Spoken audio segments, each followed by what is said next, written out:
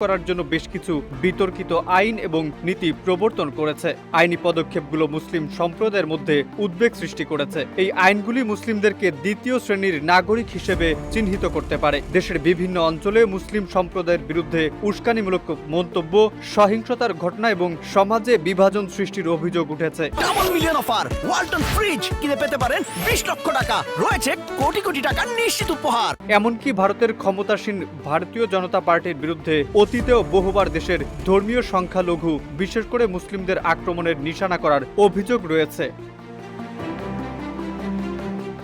ভারতীয় জনতা পার্টি বা বিজেপি আগেও ক্ষমতায় ছিল, কিন্তু তখন তারা ভারতের রাজনীতিতে সাম্প্রদায়িকতাকে পুঁজি করেনি। কিন্তু নরেন্দ্র মোদী আর অমিত শাহর অশুভ জুটি ভারতের ধর্মভিত্তিক রাজনীতির গোড়াপত্তন করেছে। নরেন্দ্র মোদীকে বলা হয় গুজরাটের কসাই, কারণ স্বাধীন ভারতের সবচেয়ে বড় সাম্প্রদায়িক দাঙ্গা হয়েছিল গুজরাটে। 2002 সালের সে দাঙ্গায় 2,000